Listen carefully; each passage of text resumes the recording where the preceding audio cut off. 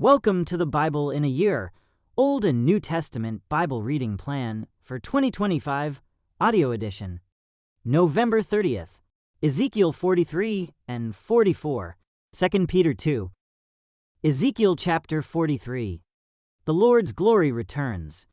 After this, the man brought me back around to the east gateway. Suddenly, the glory of the God of Israel appeared from the east. The sound of his coming was like the roar of rushing waters, and the whole landscape shone with his glory. This vision was just like the others I had seen, first by the Kebar River, and then when he came to destroy Jerusalem.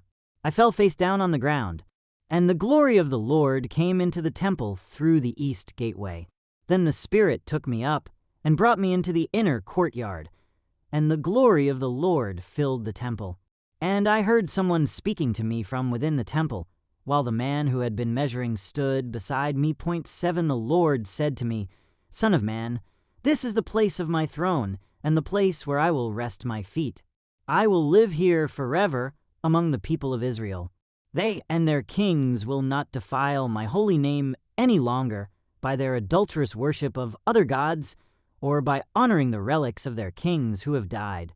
They put their idol altars right next to mine, with only a wall between them and me.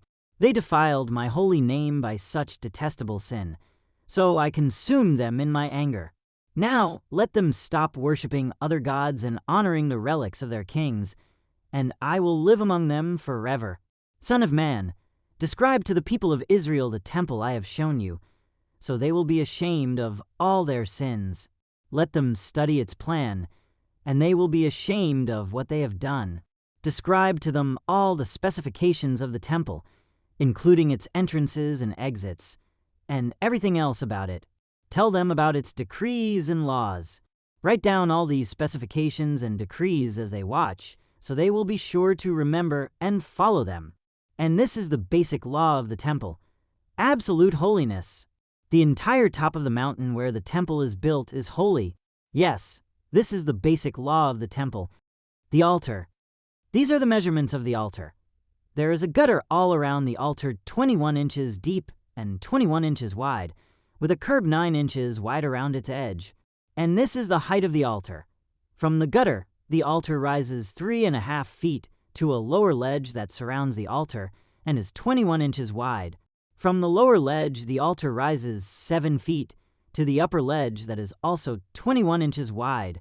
The top of the altar, the hearth, rises another 7 feet higher, with a horn rising up from each of the 4 corners. The top of the altar is square, measuring 21 feet by 21 feet. The upper ledge also forms a square, measuring 24.5 feet by 24.5 feet, with a 21-inch gutter and a 10.5-inch curb all around the edge. There are steps going up the east side of the altar. Then he said to me, "Son of man, this is what the sovereign Lord says. These will be the regulations for the burning of offerings and the sprinkling of blood when the altar is built. At that time, the Levitical priests of the family of Zadok, who minister before me, are to be given a young bull for a sin offering, says the sovereign Lord. You will take some of its blood and smear it on the 4 horns of the altar, the 4 corners of the upper ledge, and the curb that runs around that ledge. This will cleanse and make atonement for the altar. Then take the young bull for the sin offering and burn it at the appointed place outside the temple area. On the 2nd day, sacrifice as a sin offering a young male goat that has no physical defects. Then cleanse and make atonement for the altar again, just as you did with the young bull. When you have finished the cleansing ceremony, offer another young bull that has no defects and a perfect ram from the flock. You are to present them to the Lord, and the priests are to sprinkle salt on them and offer them as a burnt offering to the Lord. Every day, for 7 days, a male goat, a young bull, and a ram from the flock will be sacrificed as a sin offering. None of these animals may have physical defects of any kind. Do this each day for 7 days to cleanse and make atonement for the altar, thus setting it apart for holy use. On the 8th day, and on each day afterward, the priests will sacrifice on the altar the burnt offerings and peace offerings of the people. Then I will accept you, I, the Sovereign Lord, have spoken. Ezekiel chapter 44. The prince, Levites, and priests. Then the man brought me back to the east gateway in the outer wall of the temple area, but it was closed. And the Lord said to me, "This gate must remain closed. It will never again be opened. No one will ever open it and pass through, for the Lord, the God of Israel, has entered here. Therefore, it must always remain shut. Only the prince himself may sit inside this gateway to feast in the Lord's presence, but he may come and go only through the entry room of the gateway." Then the man brought me through the north gateway to the front of the temple. I looked and saw that the glory of the Lord filled the temple of the Lord, and I fell face down on the ground. And the Lord said to me, "Son of man, take careful notice. Use your eyes and ears and listen to everything I tell you about the regulations concerning the Lord's temple. Take careful note of the procedures for using the temple's entrances and exits, and give these rebels, the people of Israel, this message from the Sovereign Lord. O people of Israel, enough of your detestable sins. You have brought uncircumcised foreigners into my sanctuary, people who have no heart for God. In this way, you defiled my temple even as you offered me my food, the fat and blood of sacrifices. In addition to all your other detestable sins, you have broken my covenant. Instead of safeguarding my sacred rituals, you have hired foreigners to take charge of my sanctuary. So this is what the Sovereign Lord says. No foreigners, including those who live among the people of Israel, will enter my sanctuary if they have not been circumcised and have not surrendered themselves to the Lord. And the men of the tribe of Levi, who abandoned me when Israel strayed away from me to worship idols, must bear the consequences of their unfaithfulness. They may still be temple guards and gatekeepers, and they may slaughter the animals brought for burnt offerings and be present to help the people. But they encouraged my people to worship idols, causing Israel to fall into deep sin.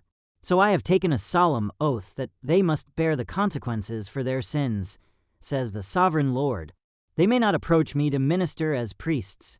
They may not touch any of my holy things or the holy offerings, for they must bear the shame of all the detestable sins they have committed. They are to serve as the temple caretakers, taking charge of the maintenance work and performing general duties.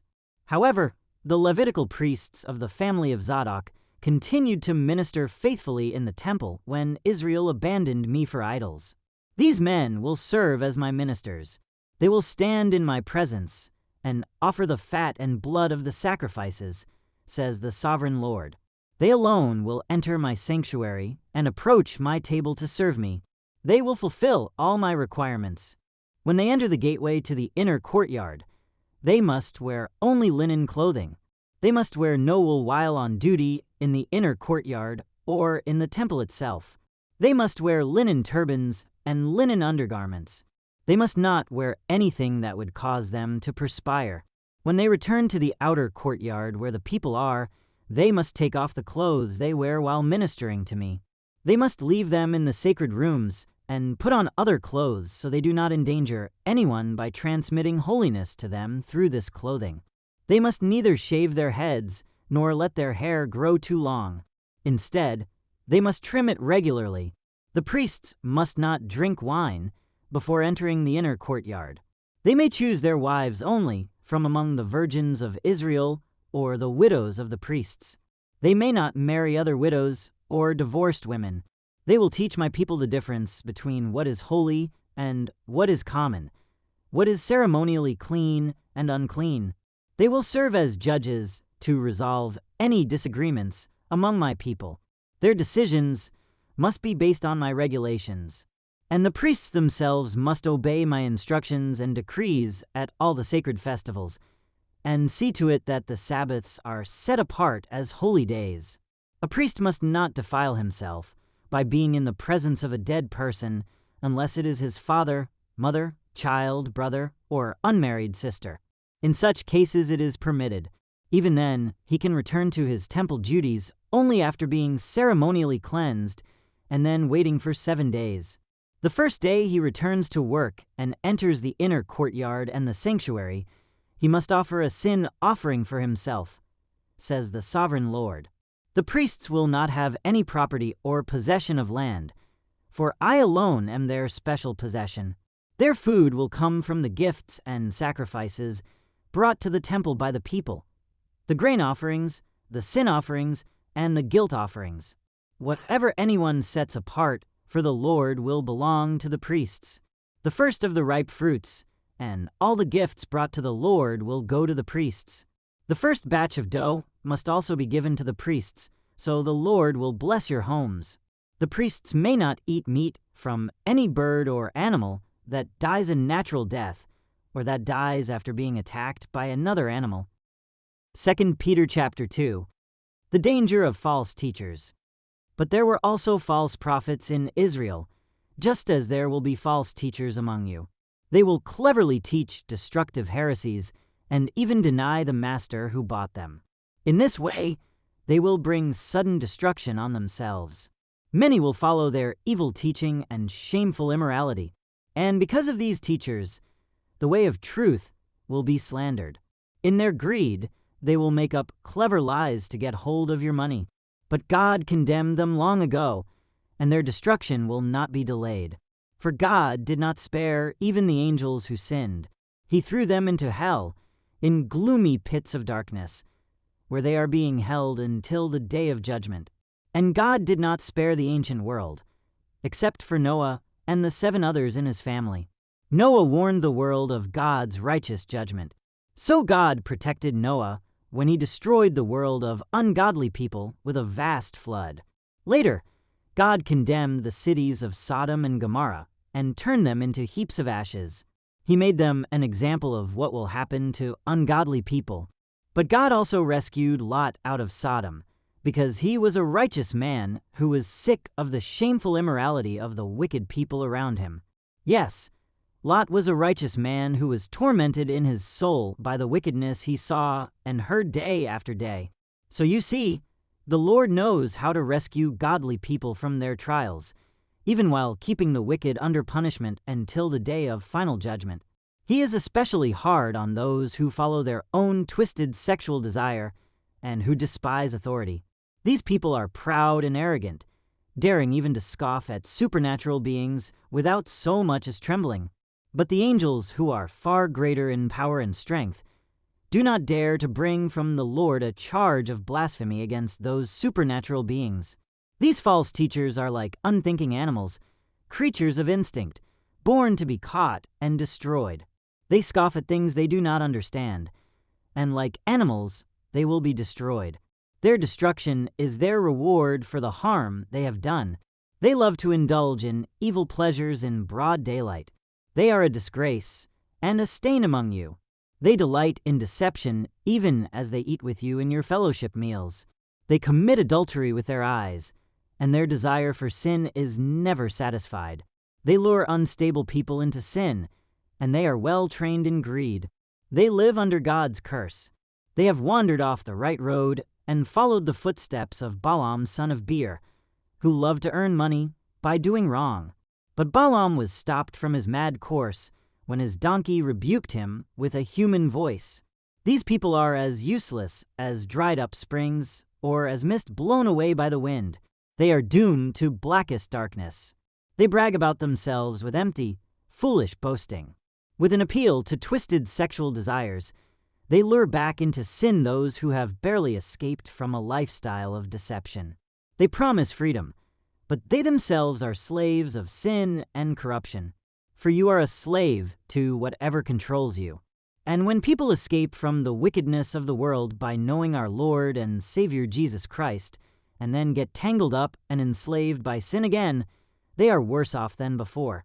It would be better if they had never known the way to righteousness than to know it, and then reject the command they were given to live a holy life. They prove the truth of this proverb: a dog returns to its vomit. And another says, a washed pig returns to the mud. Thank you for joining as we read through the Bible in 1 year. This has been day 334.